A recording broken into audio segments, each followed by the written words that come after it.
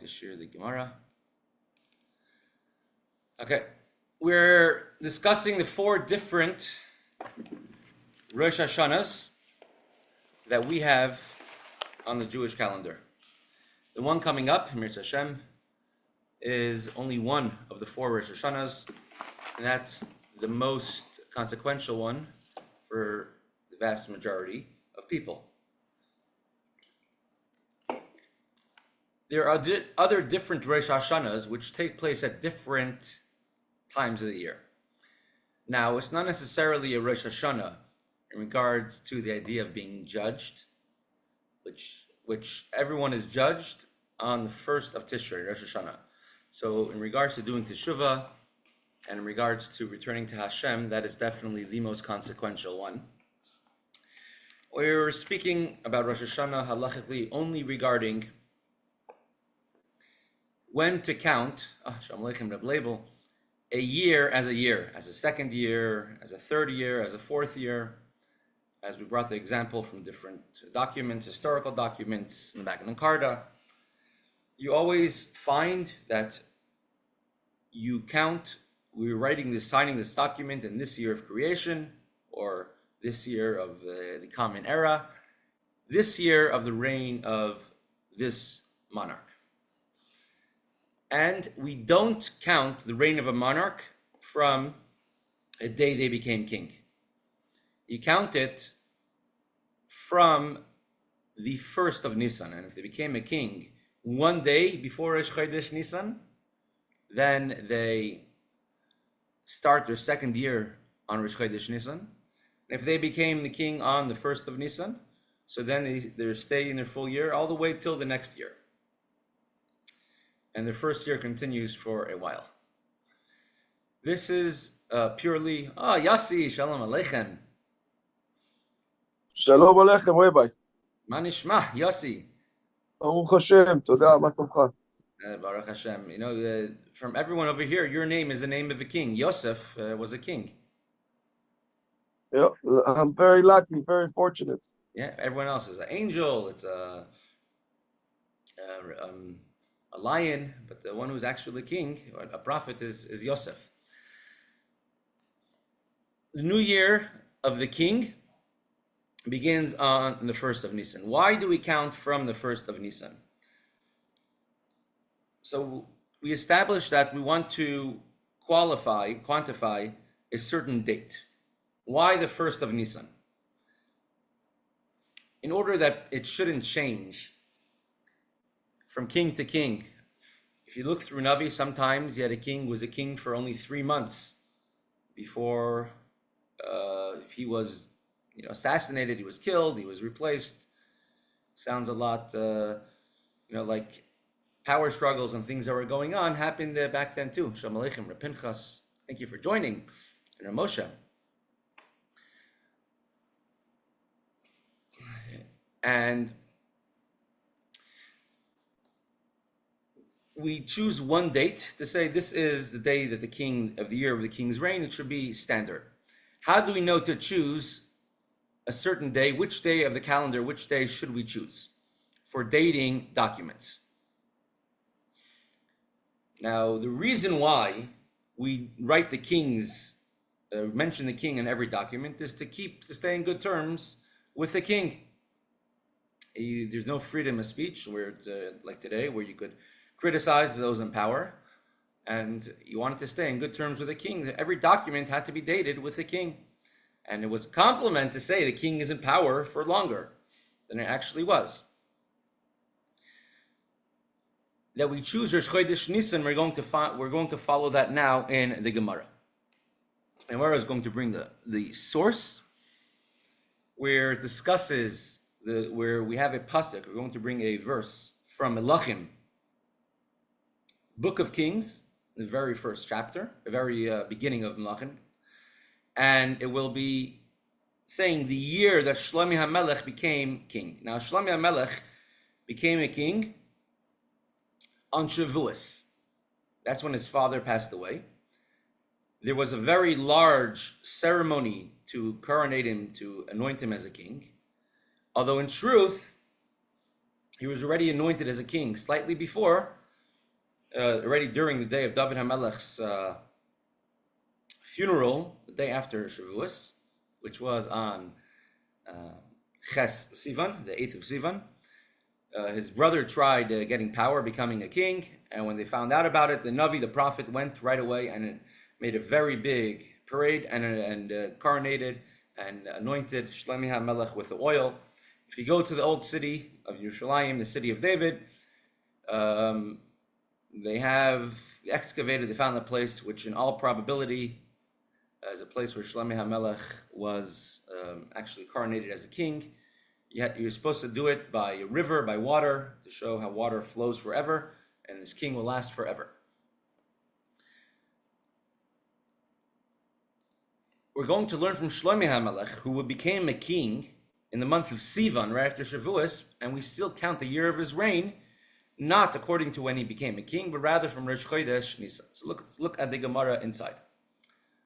Amar Rabbi Yochanan, says Rabbi Yochanan. If you have Daf Beis, I don't have my art scroll with me, but if you have an art scroll Gemara, it should be in 2b, 2, I would say. Minayin l'malachim she'ein moinin lahem ela minisan. Line starts off with Kuf Mem Lamed. Where do you know that the new year of the king starts on the 1st of Nisan, Rosh Chodesh Nisan? Why is that the first new year for counting the king for his new year of reign? So Gemara answers, Shenemar, as it says, Vayihi bishmonim shana v'arba meya shana letzeis b'nei Yisrael me'eretz Mitzrayim. It says the Jews left Egypt, they came to Eretz Yisrael, they came to the Holy Land, they were 310 years or 380 years. They had a Mishkan in different places. And then Shlomi HaMelech said, this is not tenable anymore. He was the first Jewish king, which was a king over the entire nation, without any wars, because until that point, Shaul was a king on the whole Jewish people, but he was only king for 2 years, and the whole time he was fighting wars with the Plishtim, chasing David HaMelech. David HaMelech was a king, but he was constantly in wars with his enemies. Shlomi HaMelech was a son, became king at age 14. And Shlomi HaMelech told himself, how is this right that I am living in such a beautiful palace and Hashem, Aaron, is in a temporary home? He decided to build a beautiful structure, the first Beis HaMikdash. Right? Vahi b'shmonim shana was in the 480th year when the Jews came out of Egypt. Bashana HaRavius, in the 4th year of Shlomi HaMelech's, King Solomon's reign over the Jewish people. B'chodesh Ziv, in the month of Ziv. Who's Ziv? Ziv is a famous name. But Ziv is chodesh hashani limlech Shlomi al Yisrael. The word Ziv means a ray, a shine. The second month of the year, Iyar, is called the month Chodesh HaZiv, Chodesh HaSheni.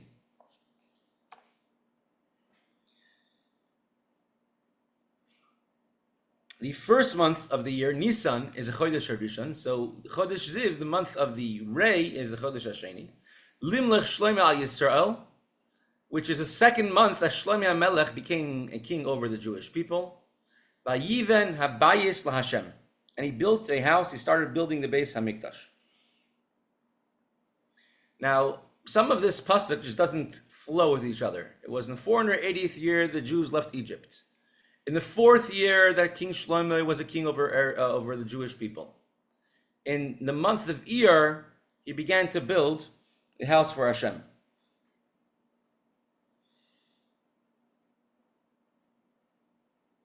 The building of the Beis HaMikdash didn't take place in the second month after Shlomo HaMelech became king.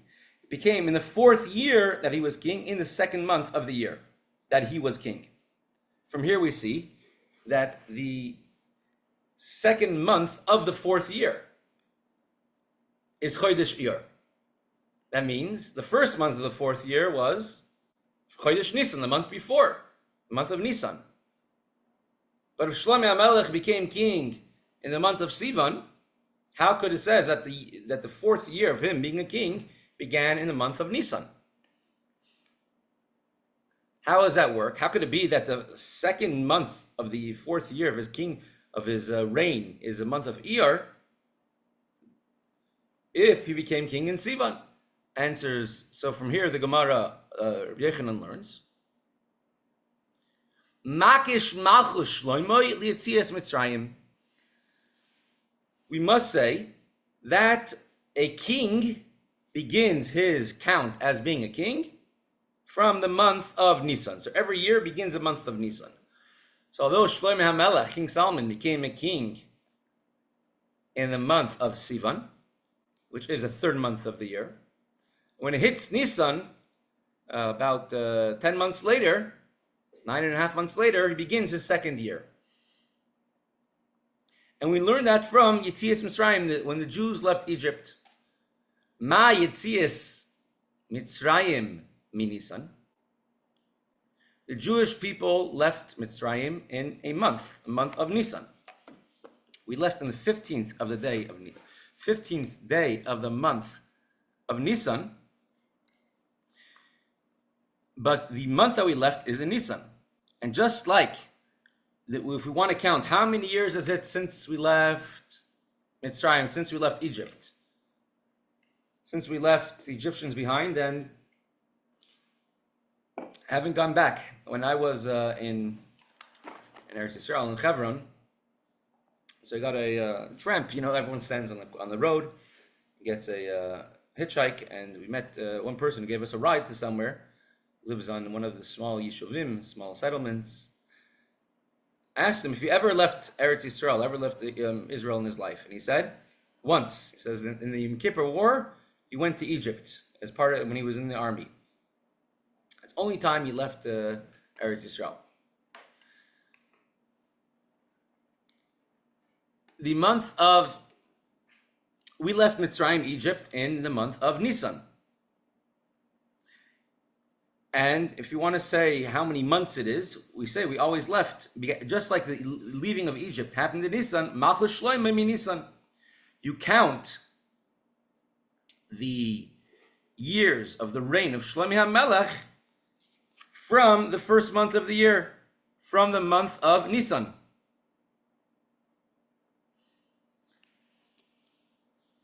And therefore, it makes sense to say that the month of Iyar is the 2nd month of the 4th year of the reign of Shlomo HaMelech, because you begin in Nisan just like Yetzias Mitzrayim, and that is why the pasuk over here says it was in the 480th year since the Jews left Mitzrayim in Egypt that in the 2nd month of the 4th year of Shlomo HaMelech's reign, and he began to build a house for Hashem.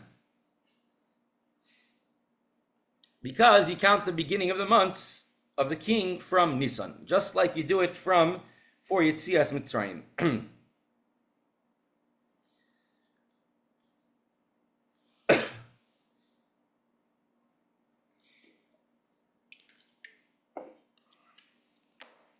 And the Yetzias Mitzrayim Gufa, and Yetzias Mitzrayim itself, how do we know that we count it from the month of Nisan? Dilma mitishrei meninan. Maybe, why don't we count it from the month of Tishrei? Tishrei is Rosh Hashana, the beginning of the creation of mankind, the creation of the world. So why don't we count the years of leaving Mitzrayim, of leaving Egypt, count it from Nisan? It's a type of a question which is only a strong question if there is a proof, a reason.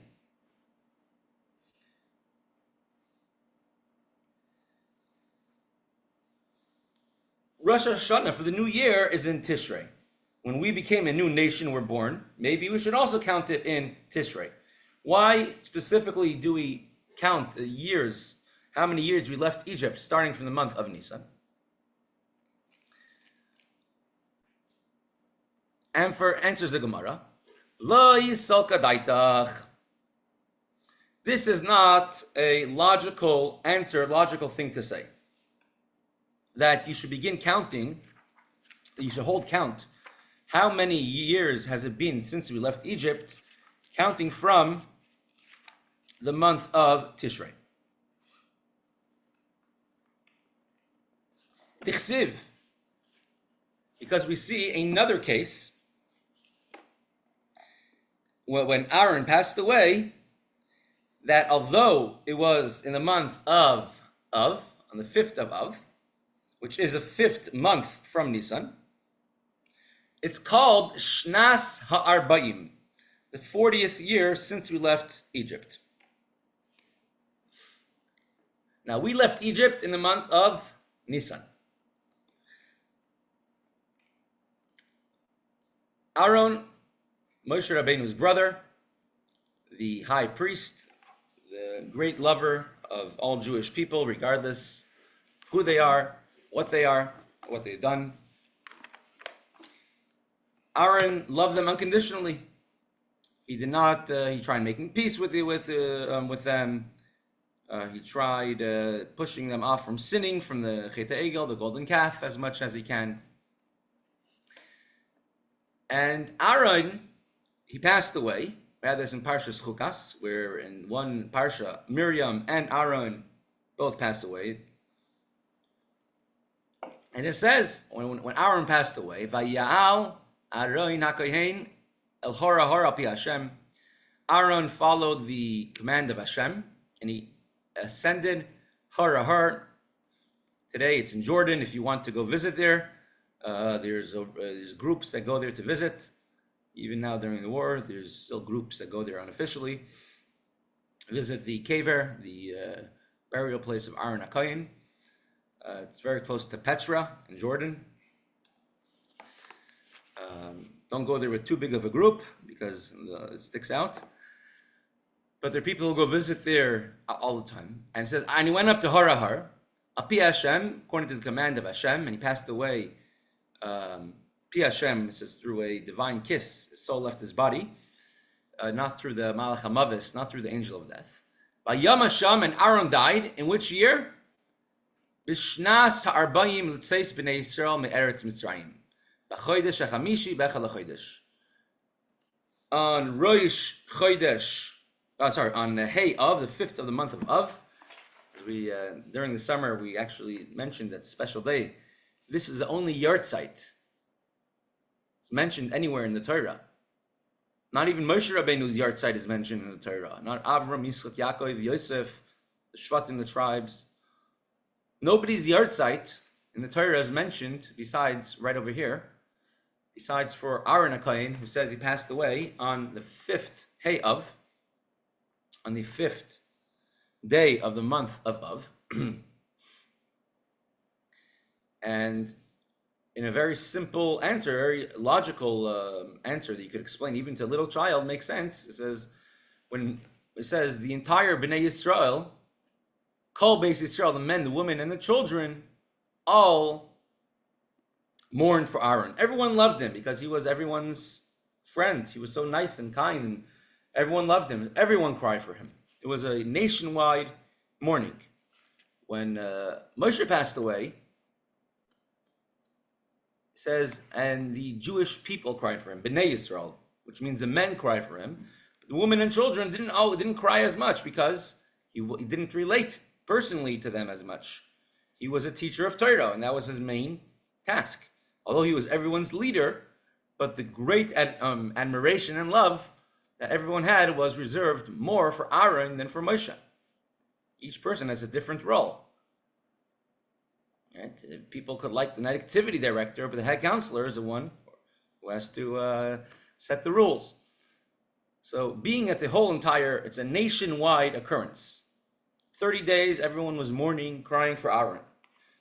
It would make sense that the next year, this is something that everyone remembers. But if it's something that only the men really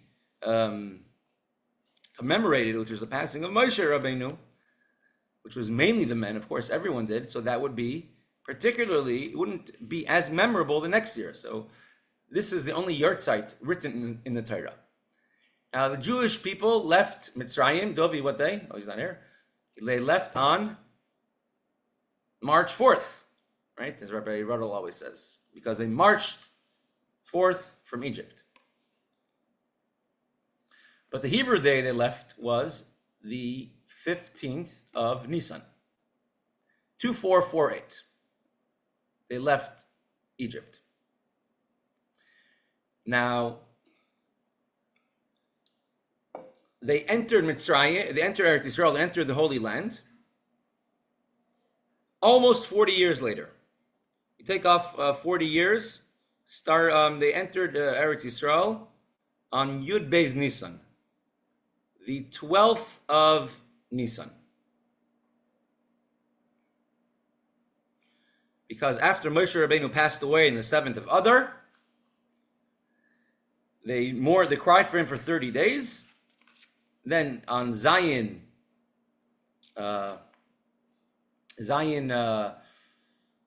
Nisan, on the 7th day of Nisan, they were told to prepare to go to Eretz Yisrael in 3 days. They ended up entering Eretz Yisrael, pretty sure in Yud Beis Nisan.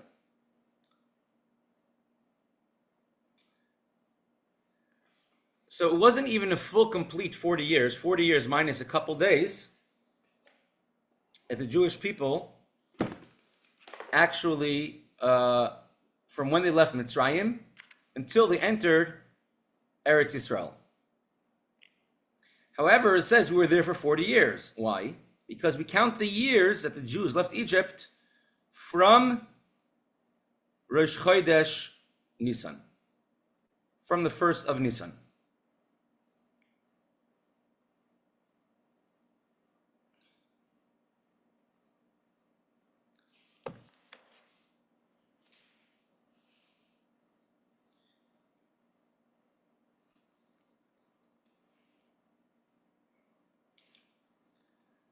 So continuing in the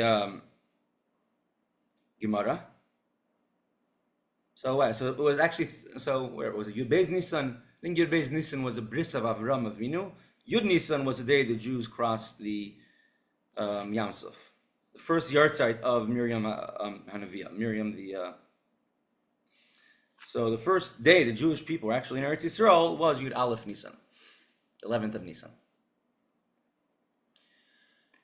And it says, B'chodesh, in the 40th year from when the Jews left Egypt, in the month of Av, that's when Aaron went up to pass, that's when he died.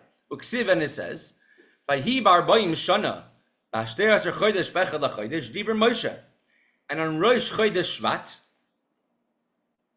Moshe Rabbeinu, as Rabbi Darren loves to say, started bringing with the Jewish people.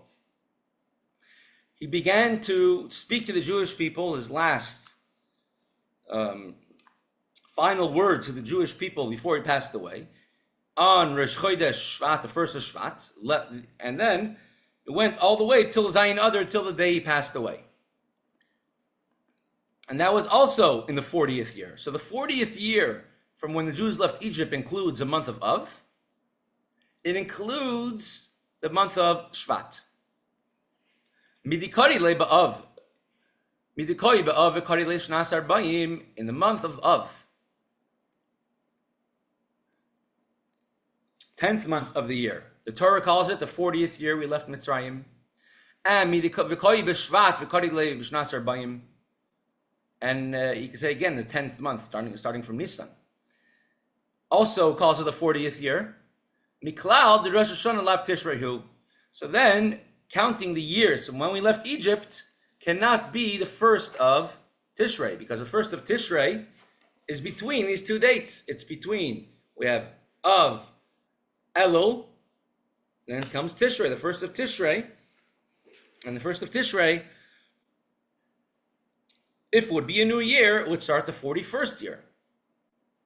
Or Aaron would have passed away in the 39th year. From the fact that these two dates, 6 months apart, month of Shvat and the month of Av are both called the 40th year. So therefore, we must say that the new year when you count the Jews leaving Egypt, we say this is a first year, second year, the 40th year from when the Jewish people left Mitzrayim. Starts not from the month, not from Tishrei. It must be a different date. Which date do we count as the beginning of the new year for leaving Egypt? And so that's we're going to have Emir Hashem. Tomorrow we'll get to that. Answer is Rosh Chodesh Nisan. Why do we get to Rosh Chodesh Nisan? From that we'll continue this Gemara tomorrow, Emir Hashem. For the meantime, we'll continue now with Veyaddata Moskva. If anybody would like an actual sefer, it's very enjoyable Geschmack reading. Idolatry.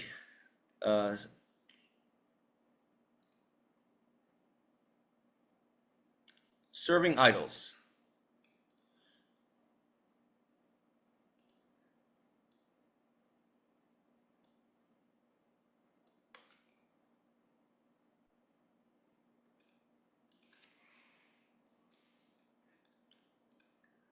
Could you see the mimer on the screen? Not sure what you can see exactly. I'll make a new share just so you make sure you can see it.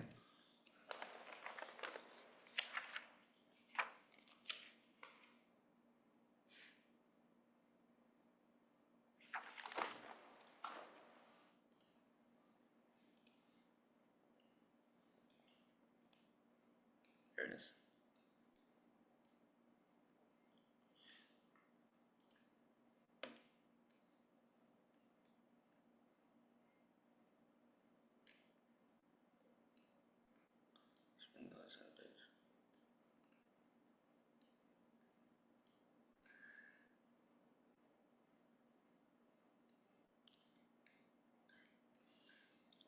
So we're discussing the generation of the separation, Dar HaFlaga. The ones who made a big tower, Migdal Bavel, Tower of Bavel. Bavel literally means mixed up. All the nationalities were all mixed up, all joined together in this one big valley, trying making a new civilization. Everyone should be the same. Follow us. And to rebel against Hashem, and Hashem descended and changed their languages and spread them out over the entire world. Now, their mistake wasn't a mistake that happened just back then. We'll bring it out. We'll explain. Because we said they were haflaga, they separated between Havaya, Hashem's name of miraculous names, of godly light, spirituality, great intensity, and Elokim, and they separated nature. Now, the 10 Commandments, Aseret HaDibrot. The first of the 10 Commandments is, Anochi Hashem Elokecha, I am God, your God, who took you out of Egypt. Believe in Hashem. Second of the 10 Commandments is, you shall not have any other gods in front of me. And that right away makes that, let's say, other religions which believe in Hashem and other gods, however that works, doesn't work. Because nothing has power in this world besides for Hashem. And nothing could help, nothing could harm, nothing could do good, nothing could do bad. Nothing besides Hashem.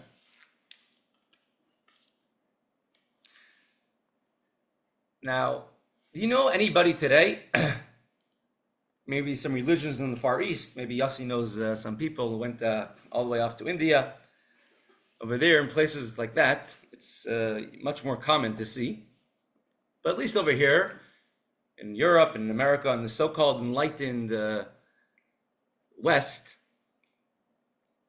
when anybody bows down to figures of wood, of stone, of metal, like the pagans did thousands of years ago, We're much more sophisticated than them. We're much more technologically advanced than them.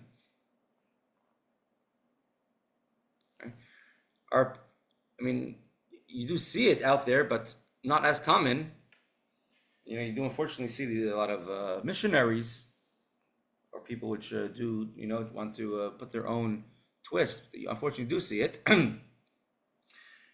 But most people today, their struggles are not if there's one God or multiple gods, there's a God for every day of the year. Most people, the struggle is, I get an Apple, I get a Samsung. Should I get a Mercedes or BMW or Honda, Toyota? Should I fly Delta? Should I fly American? It's not really relevant to most people. Don't bow down to idols. Let's not even worry about this commandment. Let's only worry about the other 9 commandments. Don't be jealous, don't kill, keep Shabbos, honor your parents.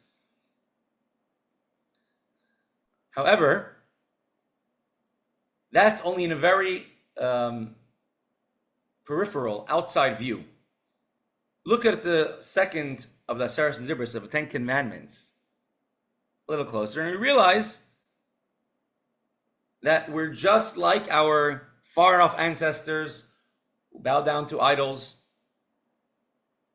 in a certain sense, certain way, even more, God forbid, than them. Because we're all actually guilty of this idea of serving idols, as absurd as it sounds.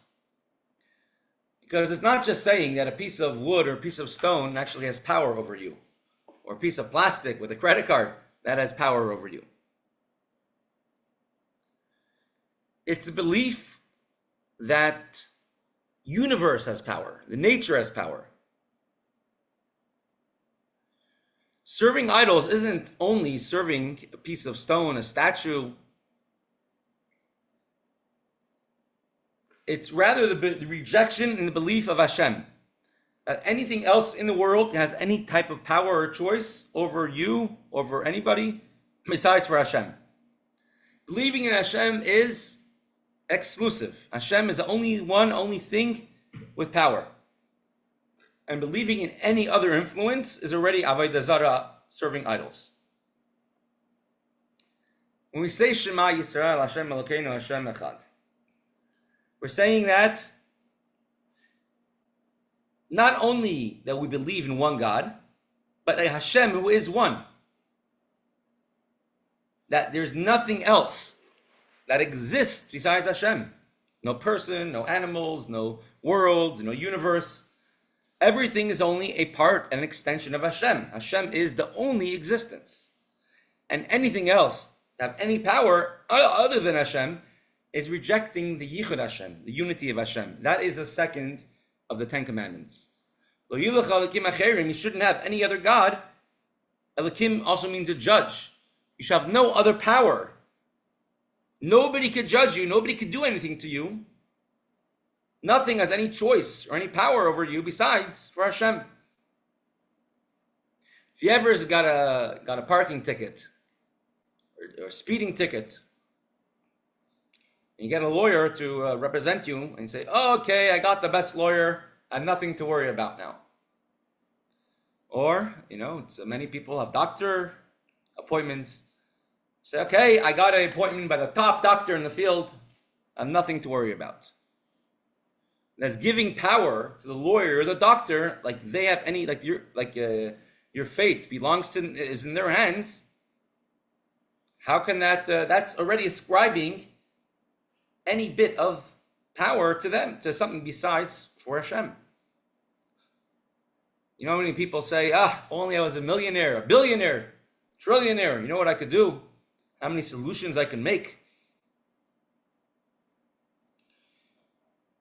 People are worried, they're scared to walk out of their house till they get a vaccine. Or can't go anywhere till they get a phone call. It's making a statement that there's something that controls your life besides Hashem. So while in the olden times, our ancestors, while they may have served gold and silver and stones and statues, And it was clear cut. This is absolutely serving something else but Hashem. We have a much greater challenge today of serving human idols. An idol looking up to a celebrity, looking up to someone, giving them any power. This person is so smart. Hashem plays with us, if you want to put it in very crass terms, hide and seek. Meaning Hashem is always there in our life, but we don't always see him. Now, he does this on purpose. Hashem does this on purpose because if we would see Hashem, we wouldn't have any free choice except to believe in Hashem. Hashem chooses every single decision, makes every decision. It's approved and it's decided from Shamayim, from on high. No human and nothing else, no other creation has any power, no weather, no anything else has any power besides Hashem chooses to send their blessing, his blessing, through them, through this particular person, this particular thing. So if you want peace in Washington and you want peace in Washington, that's a lost case. I'm talking about peace in the Middle East, and it should come through Washington. It doesn't come from Washington, it comes through Washington. Therefore, if you want a true peace and you want them to help you out, you say, this is what we need. And this is a land given to us by Hashem, and there's no playing around. And you want to help with that vision, good. If it doesn't come through you, it will come through someone else. It comes through them, not from them. Someone makes it rich from Wall Street. It's not from Wall Street, it's through Wall Street. Someone is finally able to calm down because of the courts. No, it's through the courts, not from them. And in case you feel that Hashem is great and Hashem is not in control of everything, you should know that Hashem also pays the bills. Right? Take out any dollar bill and it says, in God we trust. Trust means when you jump off of a roof and the person told you you could jump off, you'll be safe. Don't worry about it. You trust in them, even though you don't see how they're going to help you. That's trust. In God we trust, meaning it's not just something we know about, but we live with, we trust in it actively day to day. So those who leave everything in Hashem's hands will definitely see a lot of hatzlacha, success in everything they do. So if someone wants to give themselves a litmus test to see, let's take our pH levels, our shkacha pratis levels,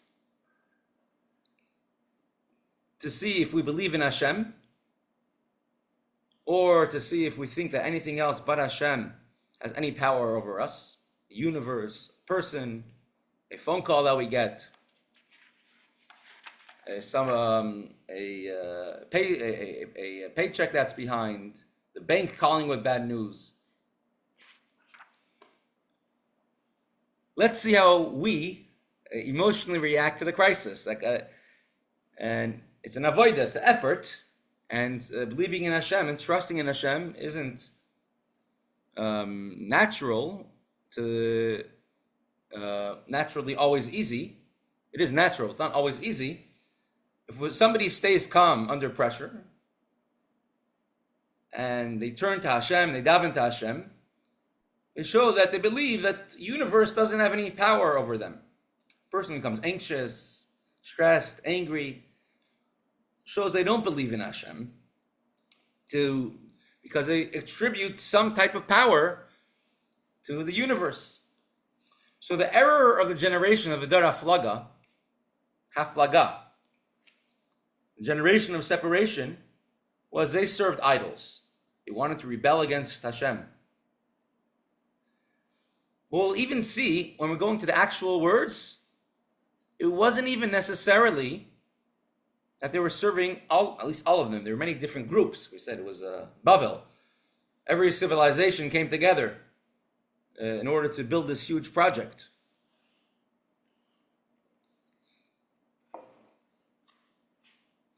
Many of them, if you look what they wanted to accomplish, doesn't even seem so wrong. You can see the words, V'na'aseh lanu Shem. Let's make for ourselves a reputation. Let's make a name for ourselves. What will be a legacy? What will be our legacy? They wanted, they wanted that their legacy should be, we were these great people who built these great buildings. Let's have a legacy.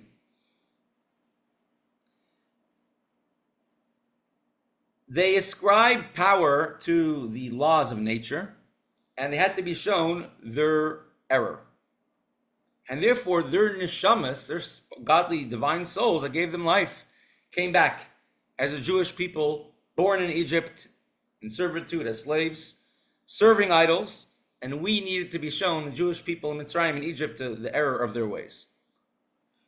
And our neshamas, us, me, you, all of us, and everyone else who's living, and everyone's going to ever see this Mashiach's coming already, we are actually, we have the same neshamas, the same souls of the generation who left Mitzrayim, who left Egypt. So our nisayin, our one of our challenges, one of our main challenges is in the same exact thing. To take a long look at ourselves, to see to what degree do we have the same mistake of the generation of the Dar Haflaga, of the great divide, great division.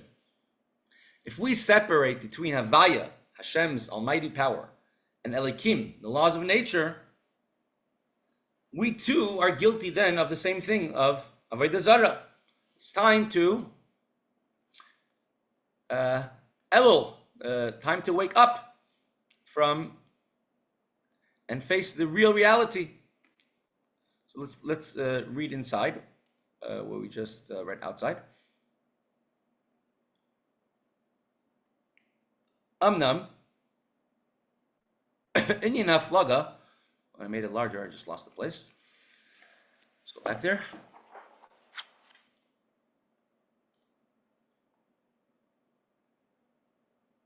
Here it is. Amnam Inyan Haflaga Kishem Mafir Chas V'Shalim Zeu HaHipuch Legamri. The idea of the separation, where one separates between Hashem's almighty power, Shem Havaya Yud Kei Vav Kei, and Shem Elikim, which is the gematria, the numerical equivalent of the word Hateva, of the nature, and the name of Hashem, which is used whenever we talk about nature. We said only Elokim created. Miracles uses the name of Havaya, Yud Kei Vav Kei. Zeu shenemar gabedara flaga. Regarding the generation of the flaga, the great division, it says, "V'na'aseh lanu shem." Let us make for ourselves a great name.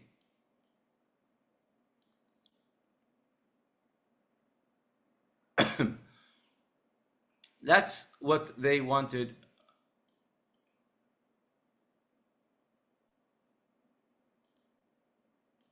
Let's just open that up in a new tab.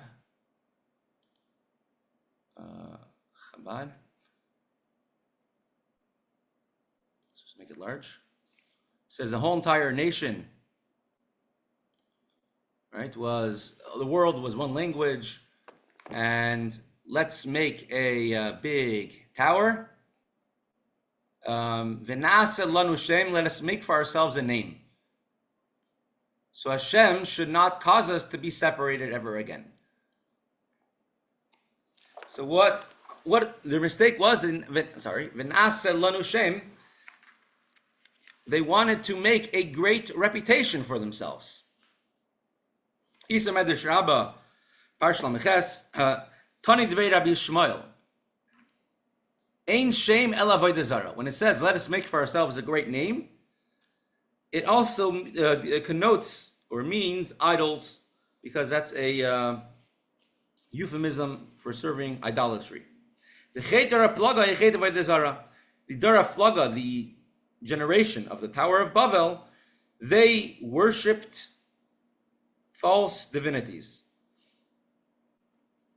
If Hashem's name of Havaya Yikev Vavke would shine on us without being restrained, it would be too overwhelming. We no longer be able to be independent beings. Ubir Inyanhu. V'hine, Isbar La'el, previously we brought, the Me'etzem Shem Havaya,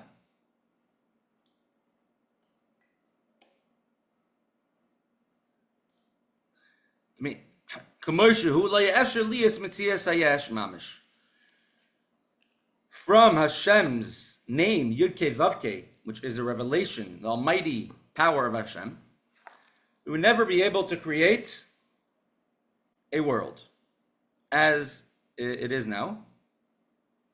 Because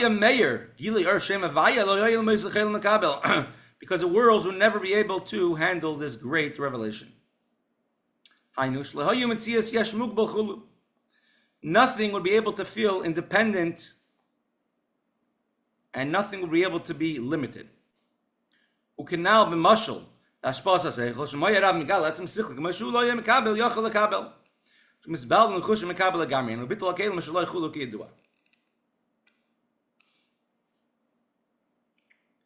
If the teacher, if you have Einstein going into kindergarten and making all of his calculations on the board, I think you can see some of his boards, people preserve them, and without bothering to customize it, summarize it, the student will have absolutely no idea what the teacher is talking about. And if a student tries following, you're just going to become confused and overwhelmed.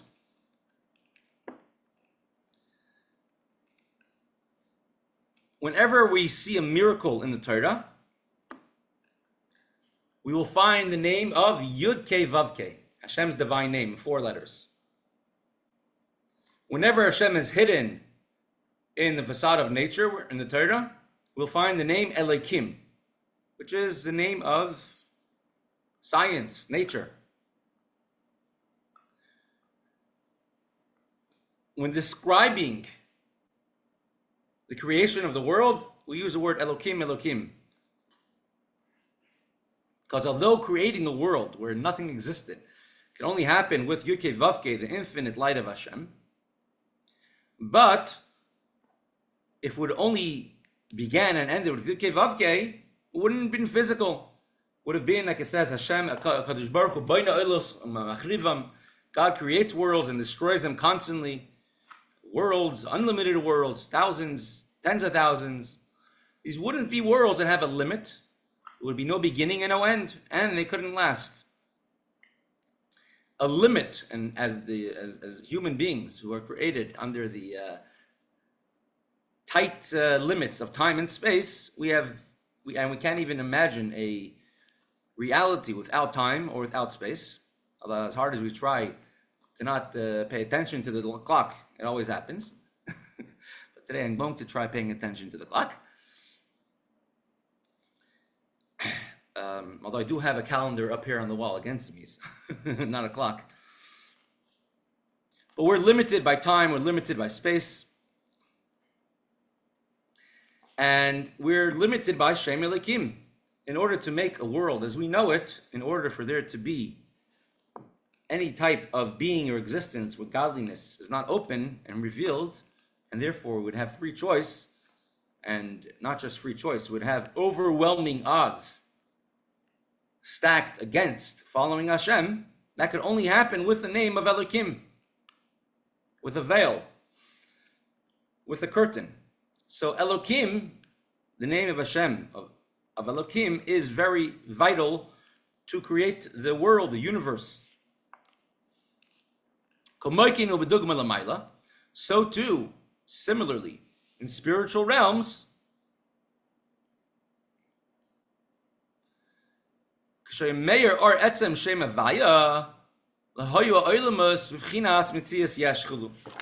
the worlds would have been created straight from the name of Havaya Yudke Vavke, indeed the worlds would not have been able to survive, not have been able to last. And that is just like if you have, nowadays most devices are made to be able to handle all different types of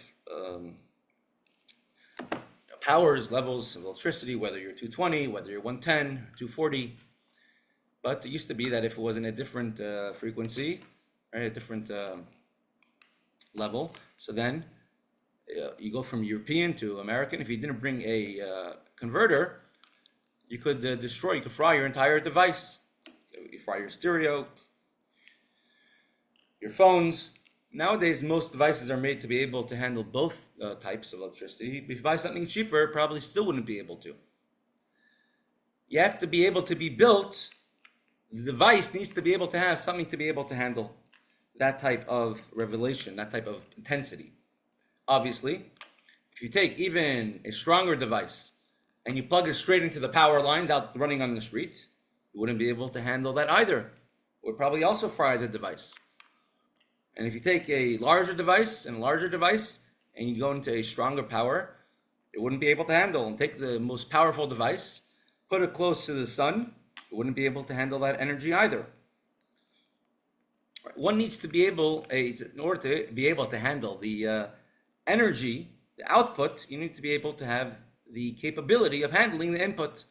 In order to handle godliness, revelation of godliness, so the less physical, less coarse, and more refined and spiritually refined one works on themselves, so then they're able to handle more and more godly revelation.